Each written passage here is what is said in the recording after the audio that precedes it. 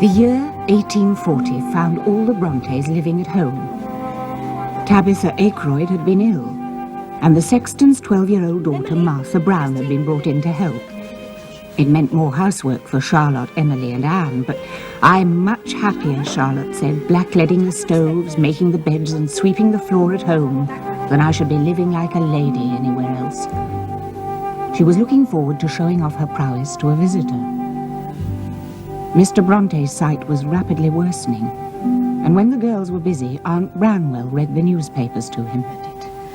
The Queen, who appeared perfectly cool and not in the least alarmed, instantly drove to the Duchess of Kent's. I'm just going as far as the Black Bull to meet her, Father. Meet whom, madam? You can't have forgotten that Mary Taylor's coming to stay. Ah, your little radical friend, the pretty Republican. A very loving one. Rather outspoken, and with unsound notions, but in other ways most pleasing. When she was here before, Branwell was quite taken with her. I told her when she left she had made a conquest. Matchmaking, Aunt? That will never do. Branwell has to find a means of livelihood before he looks for a wife. That seems more unlikely as the months go by. Perhaps your Mary Taylor will be able to put some determination into him. Perhaps she will.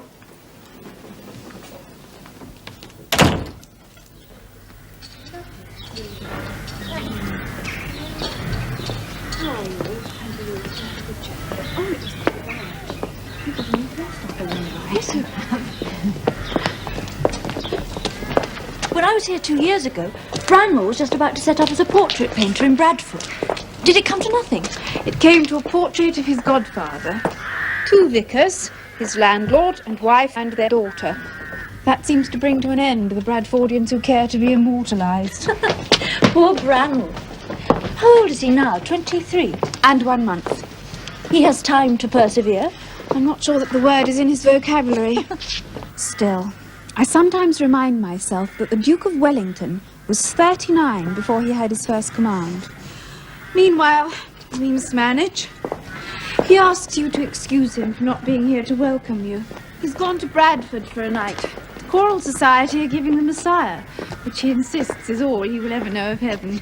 He'll be home tomorrow. Very well.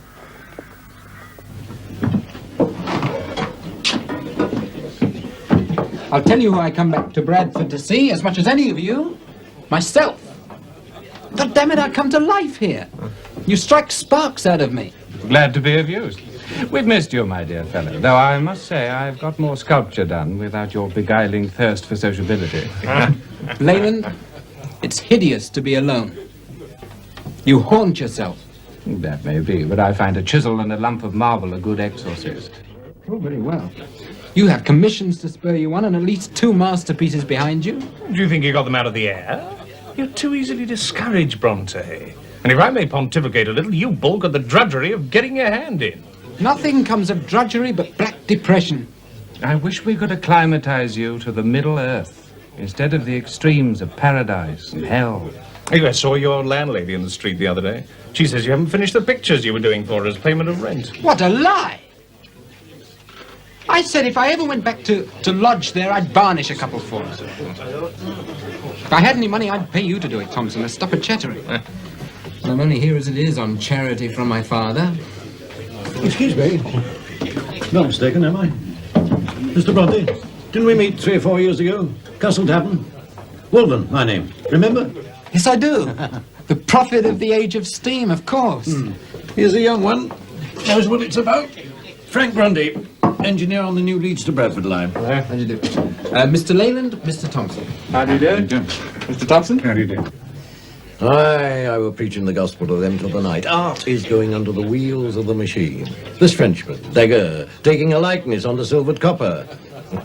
Why go to the trouble of paint and canvas now, eh? So you think, in future, all silk purses will be made out of engineers? Mock on, you unbeliever.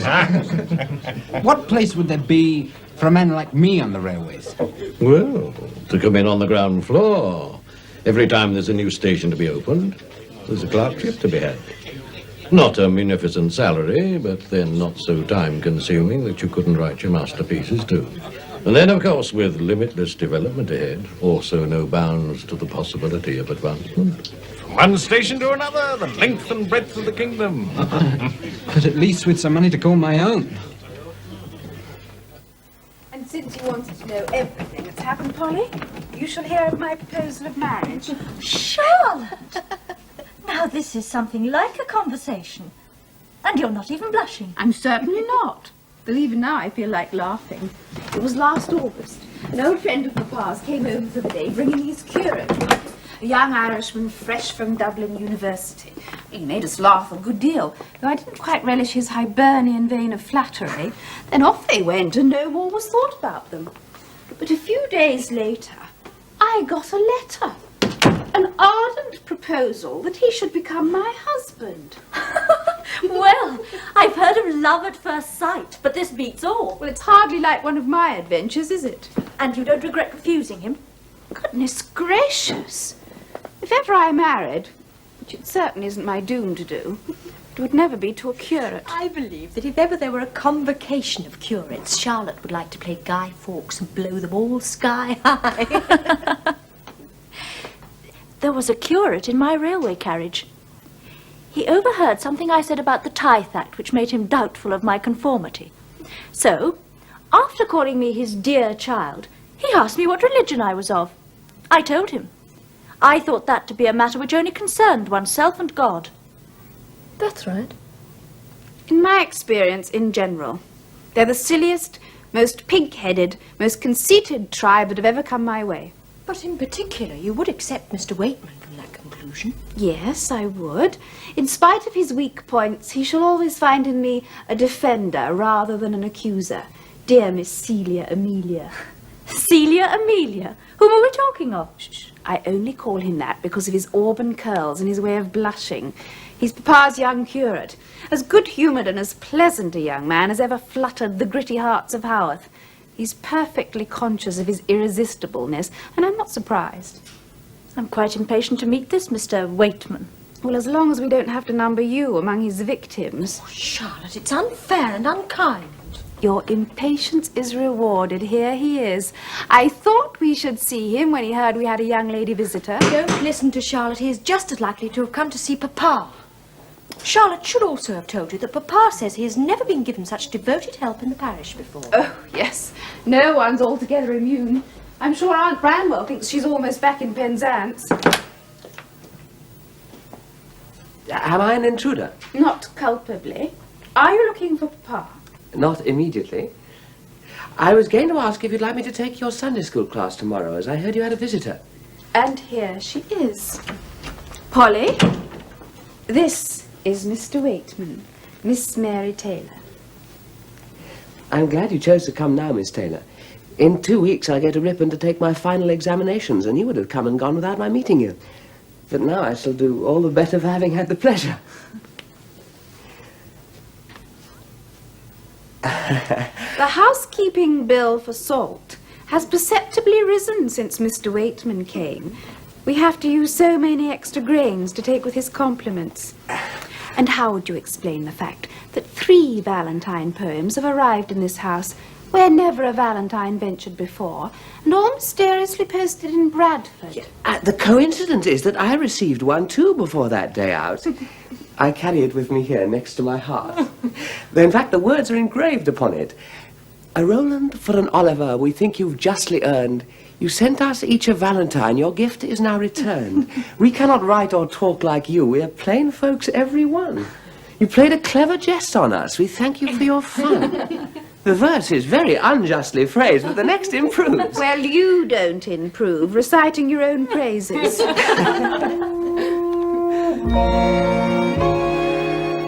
Why don't you let Keeper find his own exercise for a while? You're being rather unsociable. Am I? I'm sorry. Where is Emily taking us? To Sladen Beck, I think. To the fall she calls the meeting of the waters. We haven't had one of our conversations. Do you remember when I was last here, what conversations we had? I'd never met anyone who could talk so well. We were enough of one mind not to fall out, with enough difference to make it exciting. Did you miss them after I'd gone? Yes. Yes, I imagine I did. We'd better get on. Emily will be getting impatient.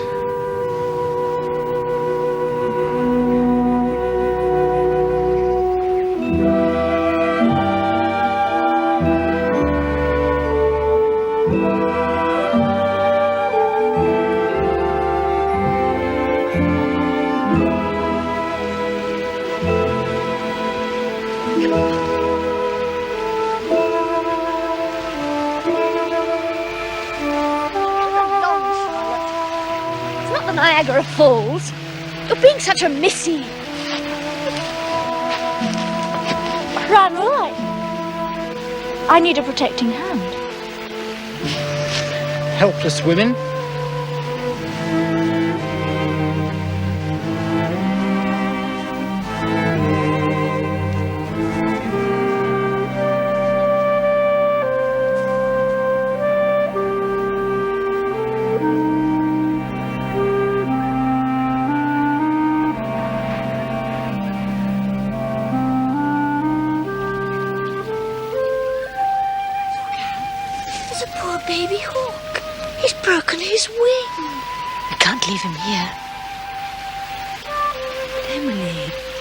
Keep him at home. What do you think Aunt Bramwell would say? Who cares? She wouldn't want a death on her conscience, and he'll die if we leave him here. Come on, my little gypsy orphan. We'll look after you.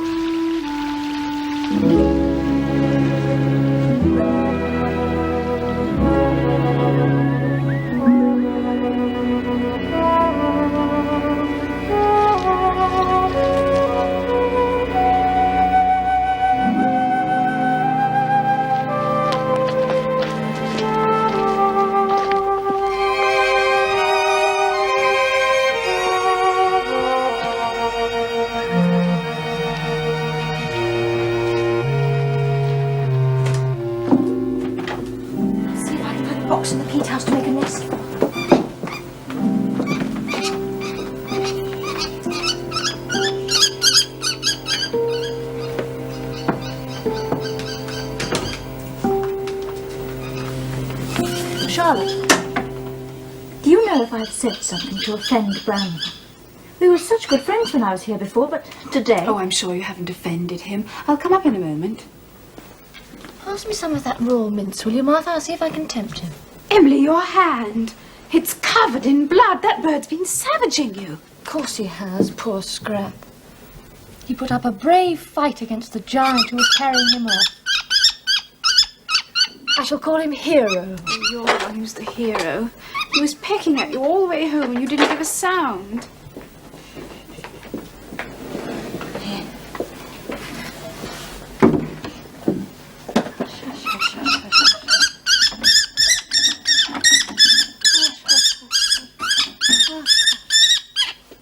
This was the best I could find.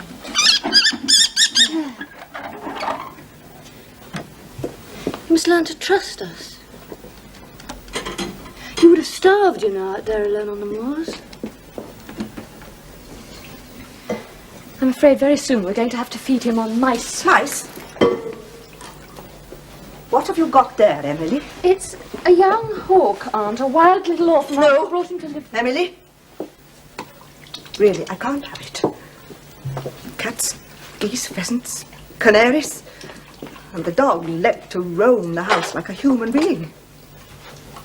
He was found lying on your bed. No one dare approach him. Oh, we might as well be living in a jungle. Or the Garden of Eden. Look, it's really...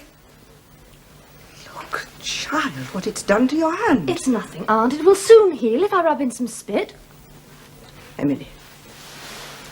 Emily, I don't like to hear you use that ugly word. Spit, Aunt? Oh, what's the alternative?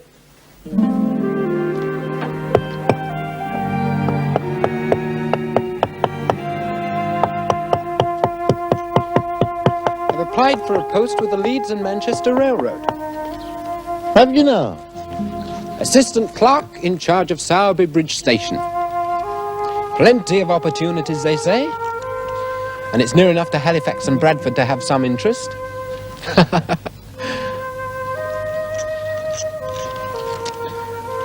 There's no other way out of this fix that I can see. Wordsworth doesn't answer my letters. Neither does Blackwood's. If I take a drink or two to keep my pecker up, the family look at me as if I were a kind of ogre.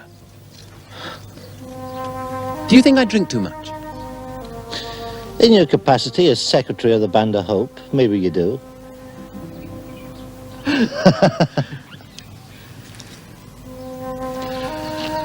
I've been reading De Quincey, the opium eater. He says that whereas alcohol disorders the mind, opium gives it the most exquisite order and harmony. Where alcohol robs a man of his self-possession, opium sustains and reinforces it.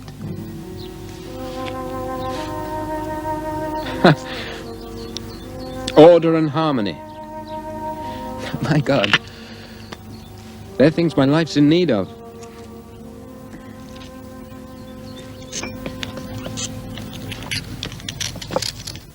You have nothing to blame yourself for, Polly. I know how much Branwell likes you, only... Well, you're much more open and direct about your feelings than we are. And Branwell's so uncertain about his future. He may feel he has to protect himself from his own feelings as much as from yours. And a woman had better not be the first to reveal her warmth of liking. Oh, Polly, don't be sad. Well, I won't be. But fair exchange, no desponding from you either. Why don't you join my brother and me when we go to Brussels? Oh, impossible. Don't rouse my impatience with life, Polly. I must set about looking for another teaching post. Anne means to as well, though I wish I could dissuade her. But in her gentle way, she's almost as obstinate as Emily. Emily endured 6 months of hard labour at Miss Patchett's school, from 6 in the morning until near 11 at night, with only 1/2 hour of exercise in between. I believe she was punishing herself for getting ill at Roe Head. Charlotte, it makes me so angry. When will civilization be tolerable for women? I'm resolved never to be a governess, a teacher, a milliner, a bonnet maker, or a housemaid. And if you ask what's left, I'll tell you a secret. I'm planning to emigrate to New Zealand with my younger brother, to set up a little business or a shop. To New Zealand? But Polly... It's no stranger than the places you go to in your mind. I have no mind to speak of, so I have to go somewhere real. Oh, Charlotte, promise me never to let circumstances make a slave of you. Don't encourage the mutineer in me, Polly.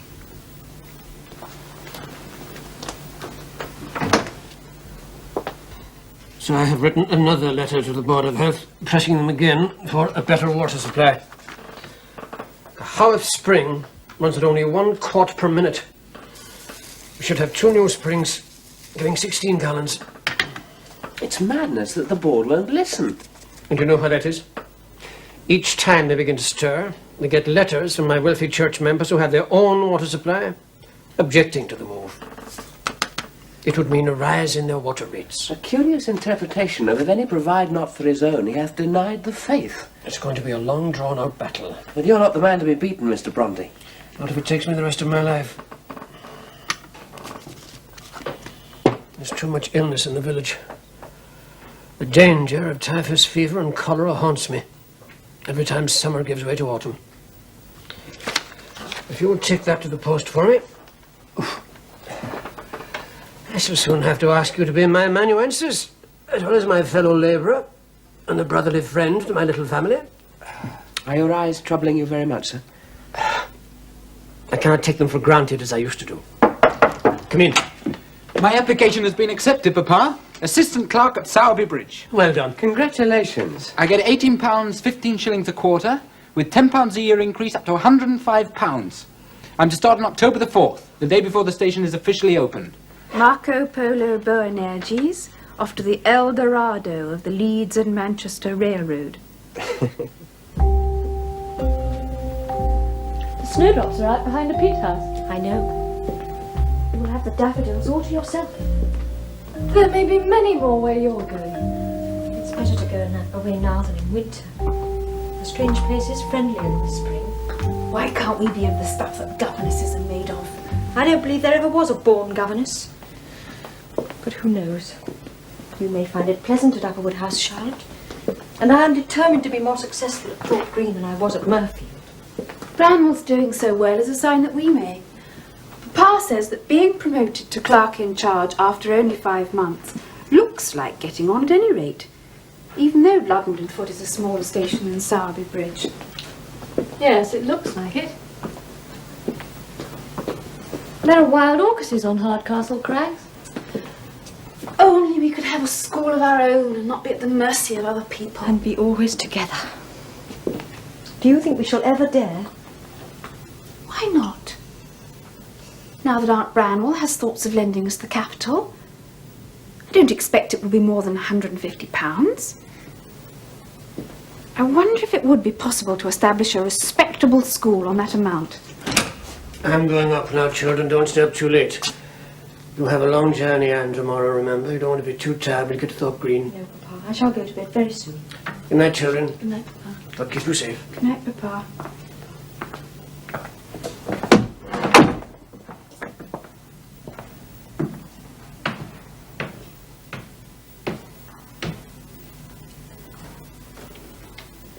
Wonder what I shall be feeling this time tomorrow. Or I, a week from now at Applewood House.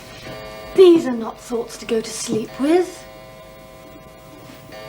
Let's think of this day 4 years, when we may all be established to our heart's content in some pleasant and flourishing seminary of our own, with our debts paid off and cash in hand. It will be a fine, warm summer evening, very different from this bleak lookout. Let us hope either this or something better may be the case. Time will show.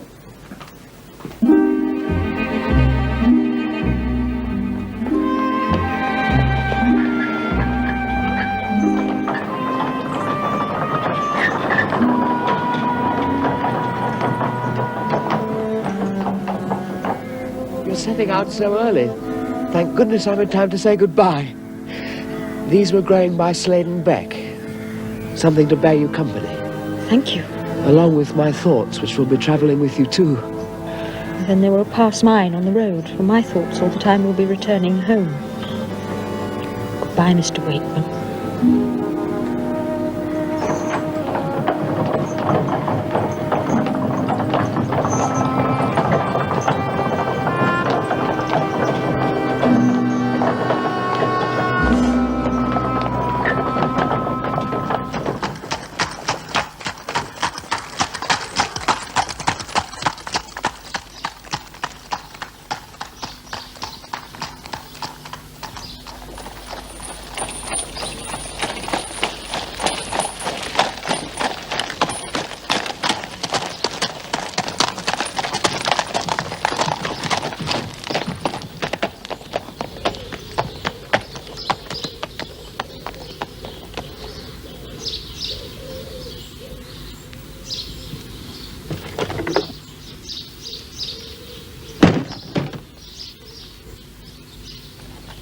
Brontë? Yes. Is Mrs. Robinson? Will you come this way, miss?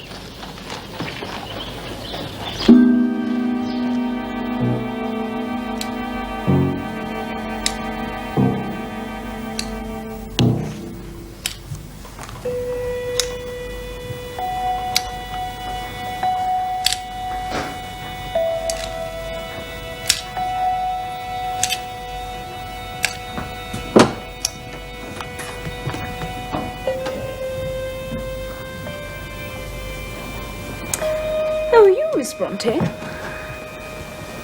How do you do? I hope we shall get on. These are my sisters, Miss Elizabeth and Miss Mary. This is my brother Edmund. You're very small, Miss Brontë. Mary, you mustn't make personal remarks. But you must know she's very small. The last one we had was very thin. We called her the lamppost. Should I not perhaps first see Mrs. Robinson? Your mother will be waiting to I see don't suppose so. I don't know what Mamma is doing, and Papa, as usual, is rather poorly. I imagine when she wants you, she'll send for you. Oh, I expect you'd like to go to your room. Elizabeth, show Miss Brontë her room.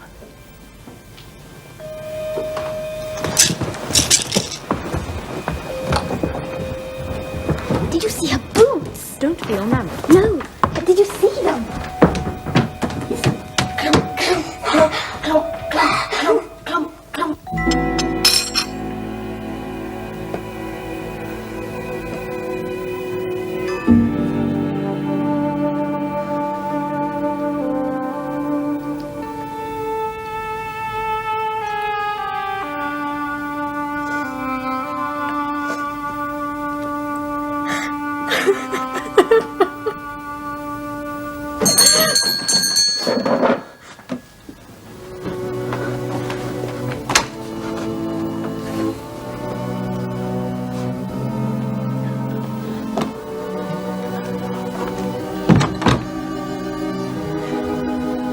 My luggage hasn't been brought.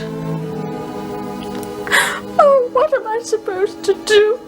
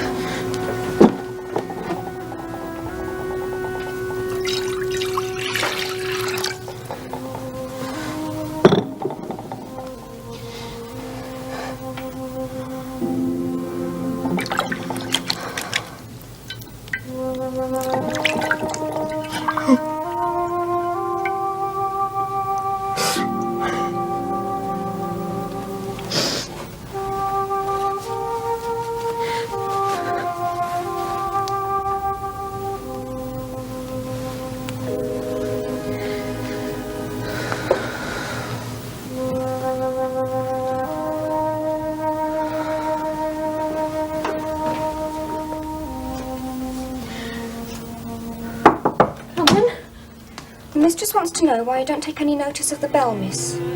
But where am I to go? Why, to the drawing room, miss. Where else?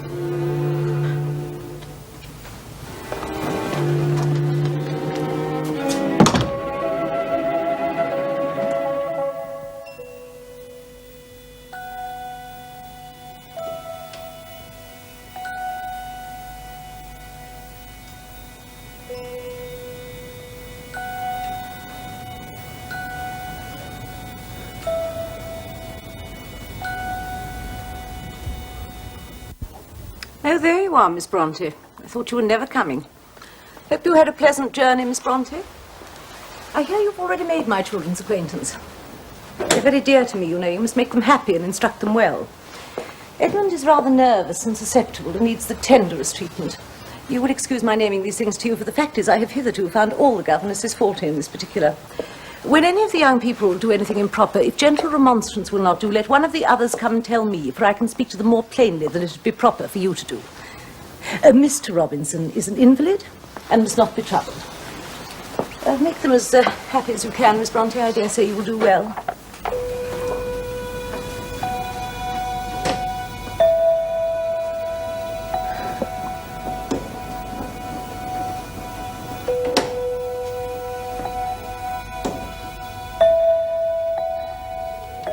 All through the spring and into the summer, Charlotte and Anne endured their exiles as best they could.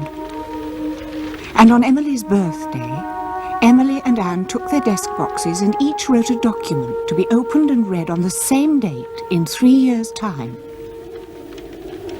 July the 30th, 1841. Paper to be opened when Anne is 25 years old, or my next birthday after, if all be well. It is Friday evening, near 9 o'clock, wild rainy weather. I am seated in the dining room after having just concluded tidying our desk boxes. Pa's in the parlour, Aunt upstairs in her room. She has been reading Blackwood's magazine to Papa. Victoria and Adelaide are ensconced in the peat house, keepers in the kitchen, Hero in his cage.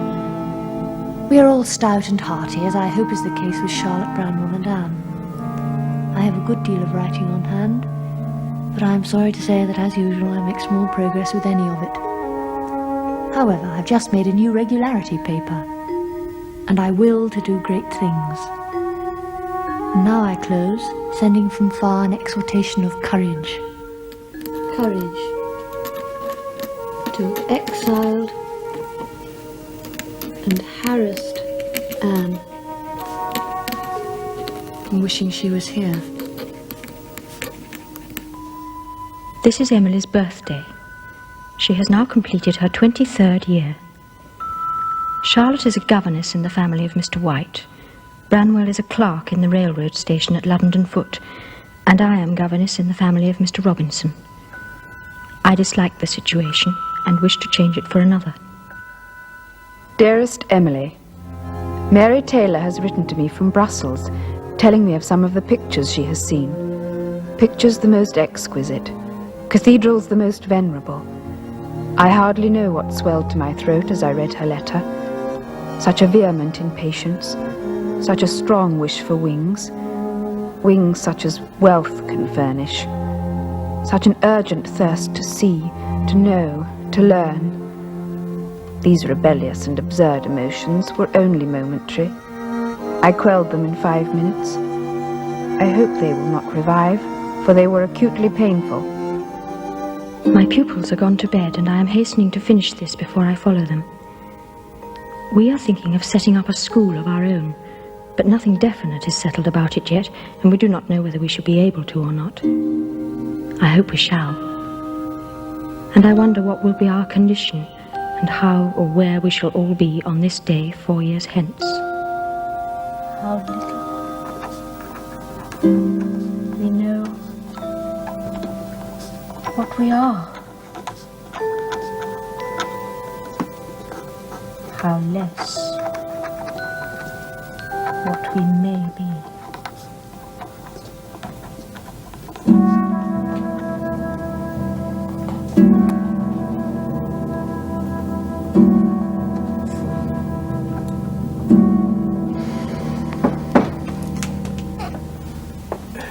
Harry Craven come off the 112, Mr. Brontë. He said not to trouble, but have you written a letter to Jim Darwin for him about the £3 he paid in court? Yes, I have, and it's gone off. Oh, dear God. I've got to get some air into my lungs. Here, Walton.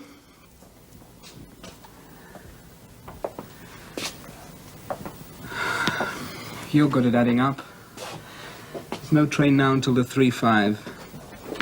Keep you out of mischief to finish totting up for me. I'll just take a walk down to the village, clear my head a bit. So much going on for a gentleman of education here, that's right, Mr. Brontë. I'll finish the totting. Good man. Use your Sunday best penmanship. Aye, and I'll wash my hands first, don't you bother. You're a bit of an artist to see, Mr. Brontë. It's an aid to thought, Walton. It's a darn fancy way of thinking, that's all I know.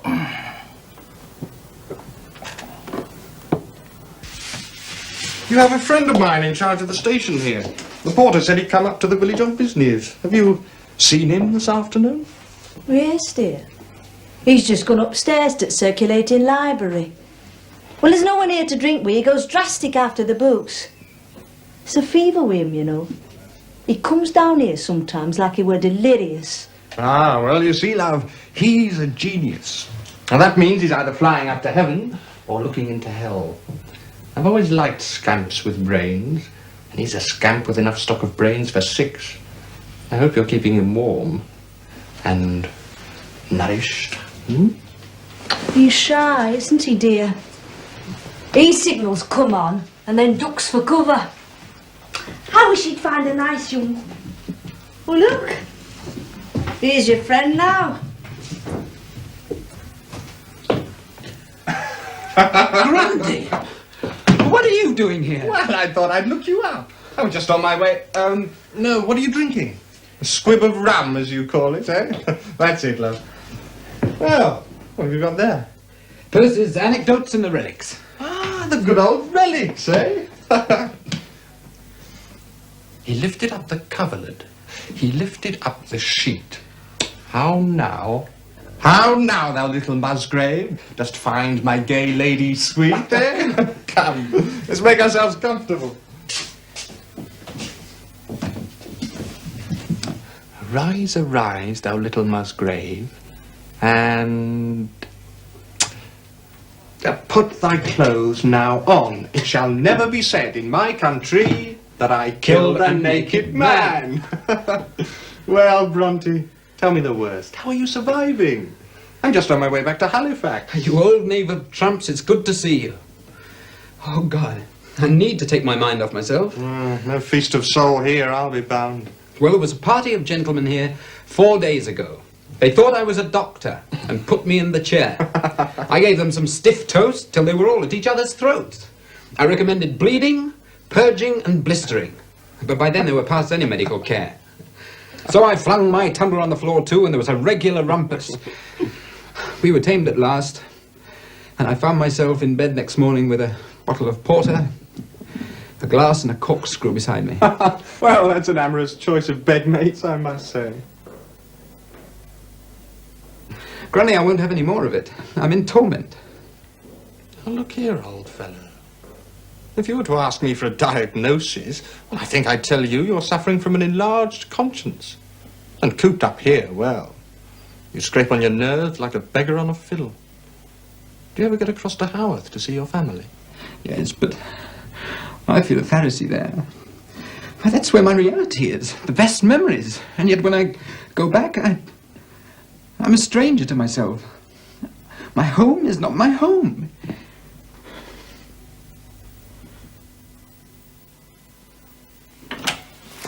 Charlotte has written to me. She is full of a new plan, and really I don't know what to make of it. It was put into her head by her friend Mary Taylor, who is now in Brussels. She feels that before setting up a school, she should have some months on the continent. On the continent? My goodness me. I will read you what she says. My friends say, schools in England are so numerous that without some such step we shall have a very hard struggle and may fail in the end. I would go to Brussels, in Belgium. The cost of the journey there at the dearest rate of travelling would be £5. Living there is half as dear as in England, and the facilities for education are equal to any other place in Europe. If Emily could share these advantages with me, only for a single half year we could make a footing in the world afterwards, which we can never do now. Emily too? Depend upon it, £50 or £100, thus laid out, would be well employed. Of course, I know no other friend in the world to whom I could apply on this subject except yourself. I feel an absolute conviction that if this advantage were allowed us, it would be the making of us for life. Papa will perhaps think it a wild and ambitious scheme. Very reasonably put. But whoever rose in the world without ambition, when he left Ireland to go to Cambridge University, he was as ambitious as I am now. Dear me, she has an aptitude for debate. I know we have talents, and I want them to be turned to account. I look to you, Aunt, to help us. I know if you consent, it shall not be my fault if you ever repent your kindness.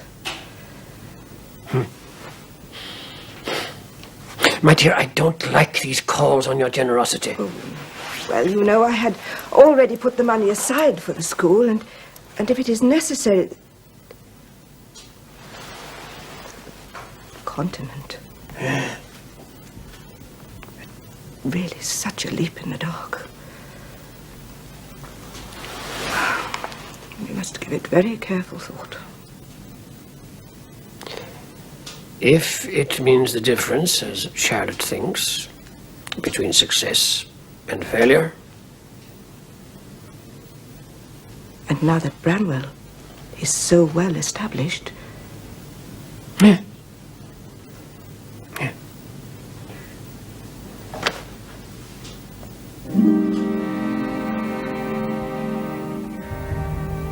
I sat amid the bustle of a town-like room 'neath skies with smoke-stained vapours, hid by windows, made to show their gloom. The desk that held my ledger book, beneath the thundering rattle, shook, of engine passing by. The bustle of the approaching train was all I hoped to rouse the brain of stealthy apathy.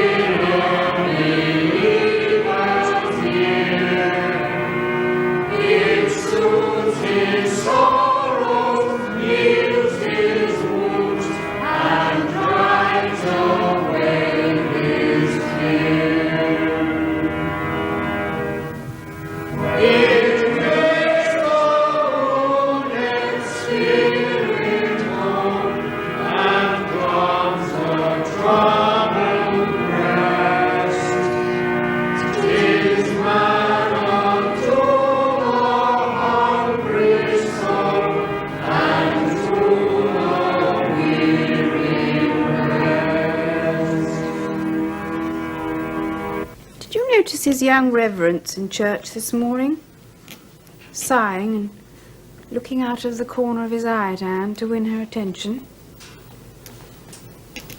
He would be the better for a comfortable wife to settle him. Perhaps Ellen Nussey. She would settle him, I believe. Nobody else could. Don't mock him in front of Anne. Why not? Because it might distress her.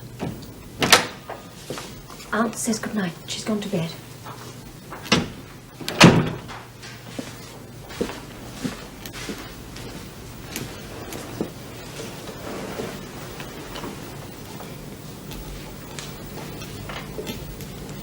Have you been thinking any good things?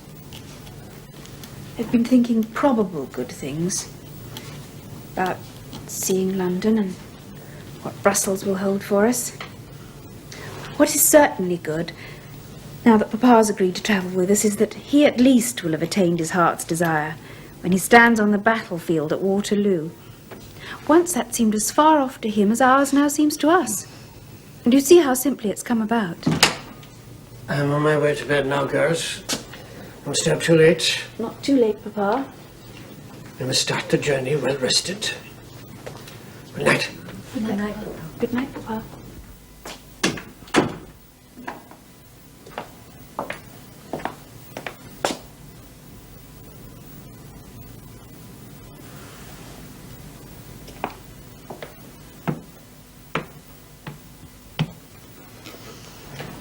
How shall I sleep with the thoughts of the promised land in my head? Jericho has to fall first before we get to the milk and honey. At least we've got to the mountain of Nebo. Oh, Anne. I wish you were coming with us. Or at least that you were happier at Thorpe Green. I am a little happier. Anyway, I seem to suit them. Mrs. Robinson almost forgot to condescend when I hinted that I wanted to leave. It's nice to be wanted. Oh, yes. If anybody likes me, I can't help liking them. And then I think I am going to start a journey of my own. What do you mean, Anne? I'm going to try to write a book. Not a gondel book, a real novel. It's to be called Passages in the Life of an Individual. Anne! You're stealing a march on us. You see, I should never get on with it if I were coming with you to your pensionnat de demoiselles.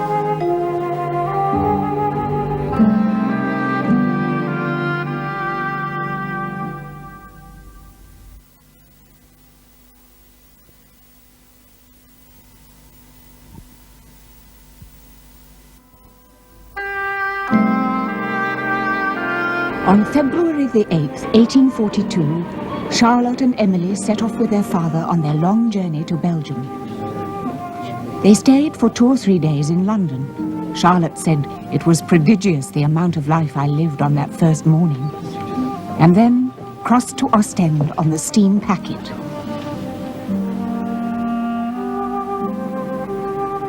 It was dark when they reached Brussels, and they waited until next day to present themselves at the Pensionnat Heger. I will not subject you to my rusty French, madame, if you will excuse me. It would be a poor way of thanking you for receiving my daughters into your school. Oh. Thank you. Monsieur, your daughters are just of the kind we are most anxious to help. We were so struck by the simple, earnest tone of Mademoiselle Brontë's letter that we decided at once that they would be welcome. And I do hope that they will quickly become at ease among us.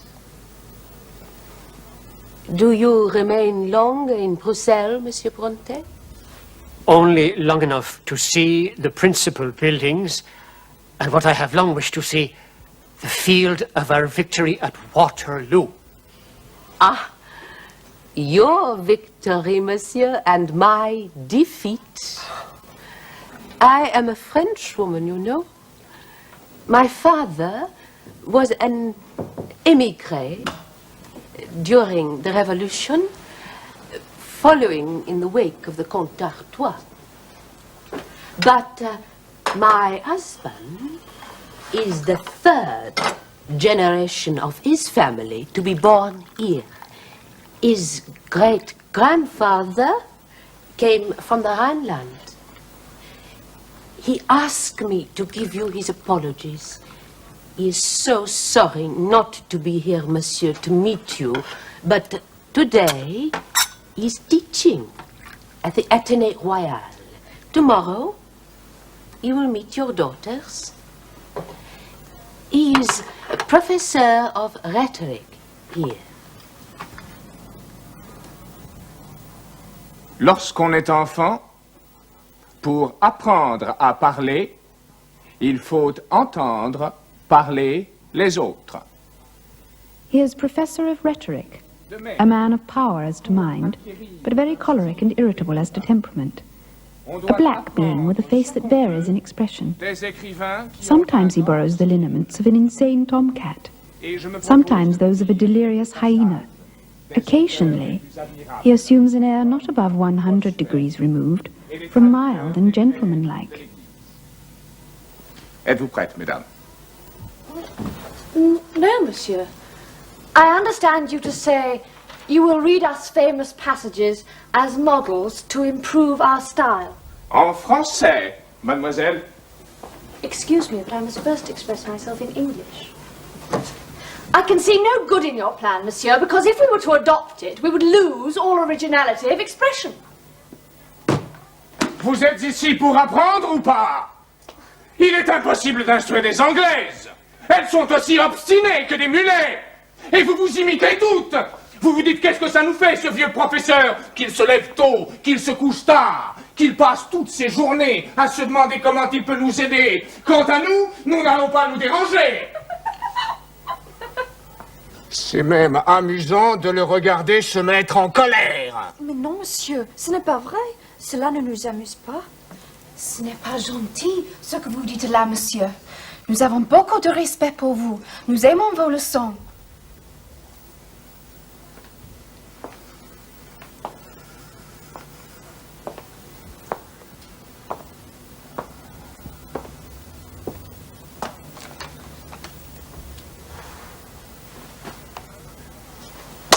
Mademoiselle, the way to find our true selves is sometimes through a knowledge of others, unlike ourselves. When we talk of this and come to understand each other.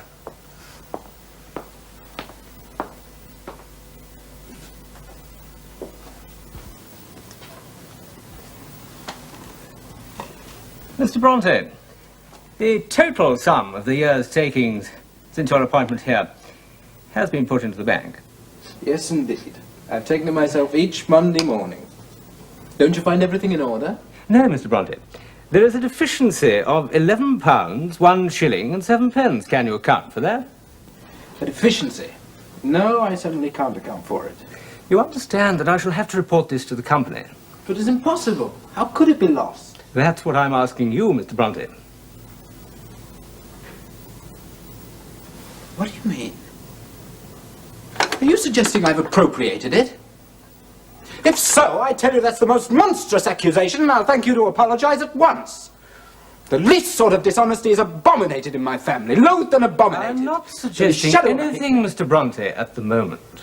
I'm merely carrying out my duty, which is to see that the accounts are in order. At present, they are not.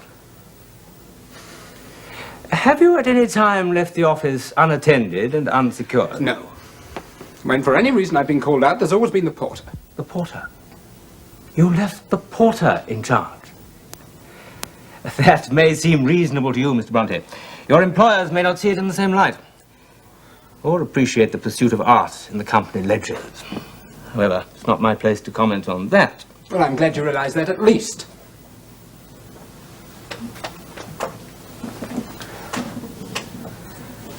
What's going to happen? That, of course, will be decided by the directors of the Manchester and Leeds Railway. I can only report what I find, which is, if you'll excuse me, irregular.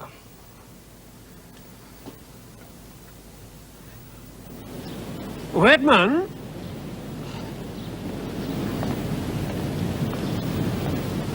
I would be glad of a word with you.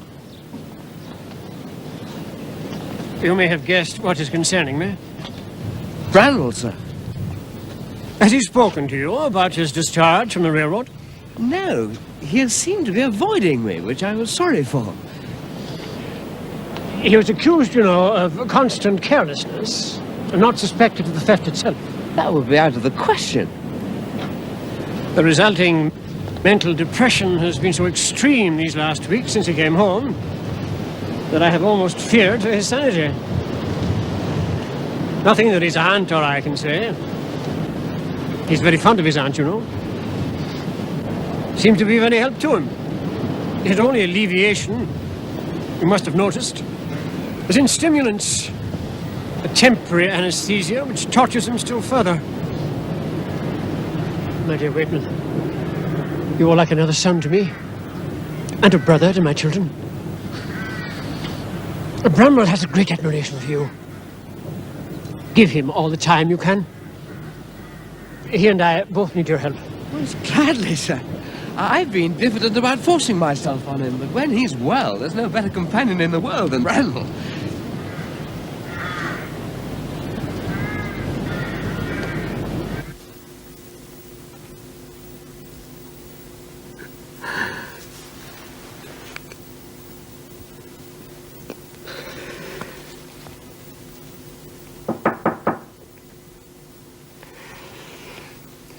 Yes, what is it?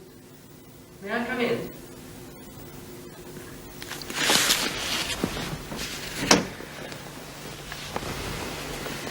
May I come in?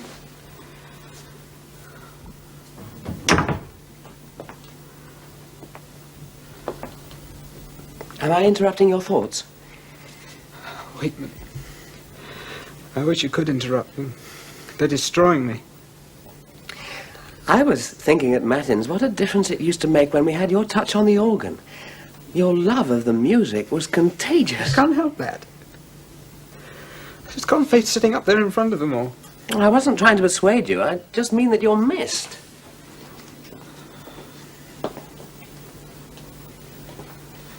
You can never imagine, Waitman,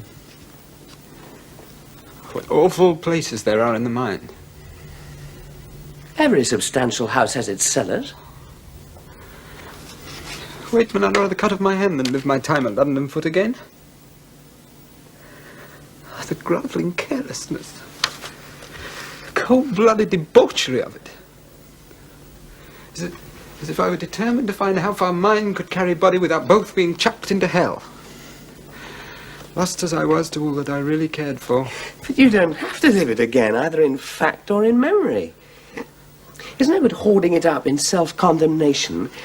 Bring both your sorrow and the burden of it to God, and in him all things are made new. Where do I find him? Nothing seems to mean anything. There was magic in the world once, but it's turned malignant. When I was a boy, I turned the evening star into my dead sister Maria. I spoke to her. Oh, the innocence and illusion of it all. That's what jeers at me here. I've destroyed the heart's first feelings. If they were destroyed, they wouldn't give you so much pain. It's because of the good in you that the evil seems so overwhelming. Don't surrender to remorse, Branwell. Don't be defeated by memory. That's a sin worse than sinning. It's like fighting the flood. And the Spirit of God moved upon the waters, and God said, "Let there be light," and there was light. By the way, I said I'd do a bit of beating for the shoot on the moors this afternoon. Would you feel like joining me? Willie, you do me good. Well, as a matter of fact, that's what I find you do me more often than not. Have you had any news of your sister Anne? Aunt has yesterday. She's been with the Robinsons on their annual visit to Scarborough. She loved it. Though the time, she said, was not without its anxieties. Though what they were, she didn't explain. We must wait as patiently as we can for the Christmas holidays. Dear Anne.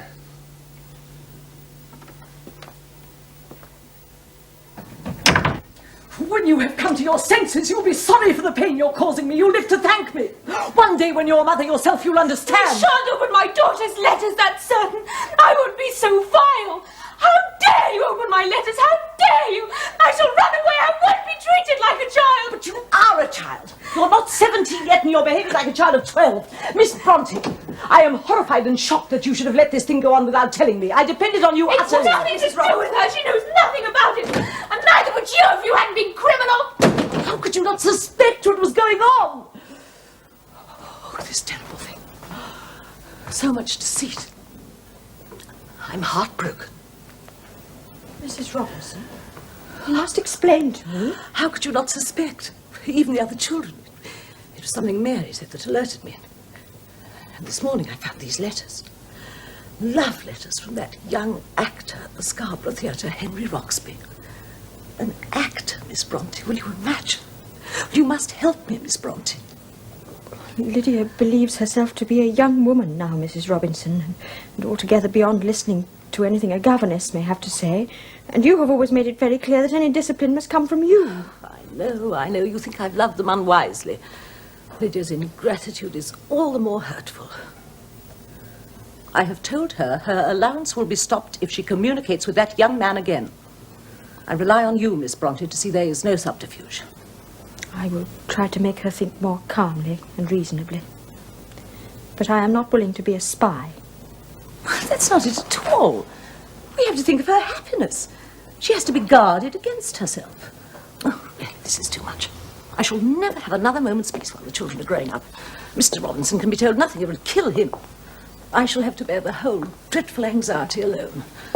And Edmund will soon be of an age that needs a man's guidance. Yes, I think that would be very sensible.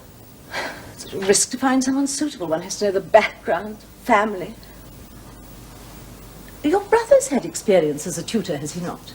Branwell, well, yes, Mrs. Robinson. Do you think he would be willing to consider the post after the Christmas holidays? I can ask him, of course. It might be an answer. It's such a weight off my mind. Is all well at home? No, Mrs. Robinson, all is not well. There is an outbreak of cholera in the village. She behaved as though she were beside herself. No thought for anyone. So wounding after all my care for her.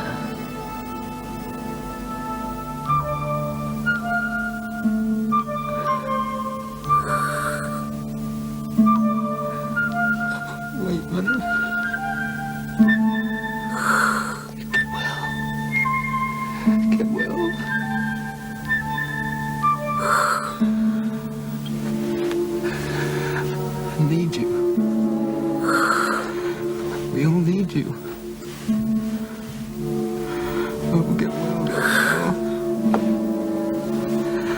try, man, for all our sakes.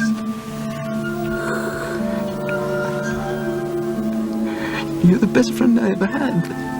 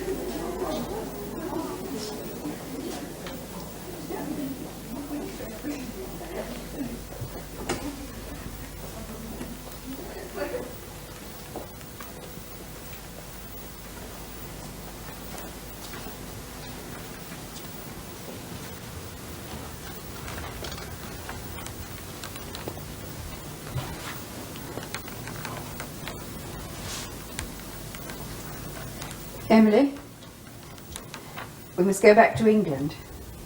Oh, yes. What is it, Charlotte? Is it Anne? I believe Willie Wakeman's death will have been harder for her than for any of us. No, it's not Anne. It's Aunt Branwell. She's gravely ill. You'll see what Papa says. We must hurry home. Branwell's been devoted and helpful, I'm glad to say. He scarcely leaves her.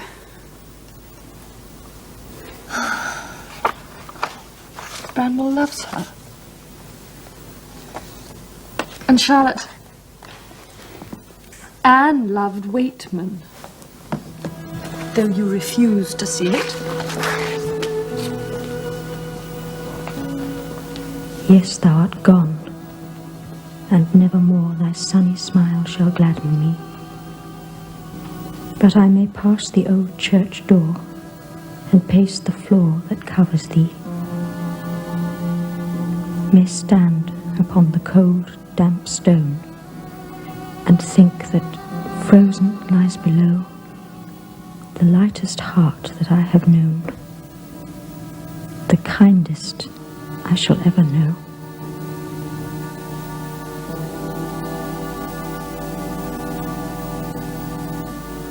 My dears, this is a sad, anxious ending of the year for you.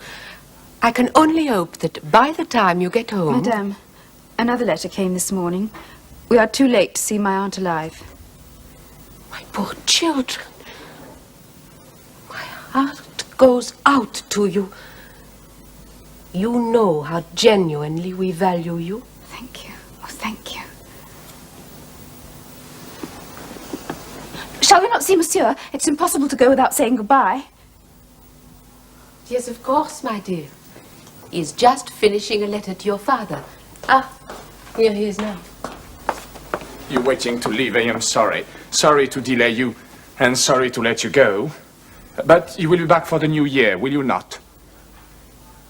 Well, I have put it to your father that you will have a salary for teaching English and music and continue your own studies free of charge.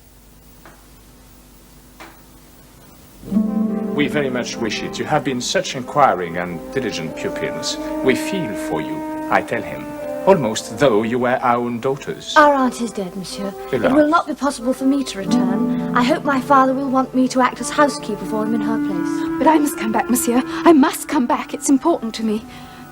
It means so much to me that you and Madame Heger should want me here. More than I can say.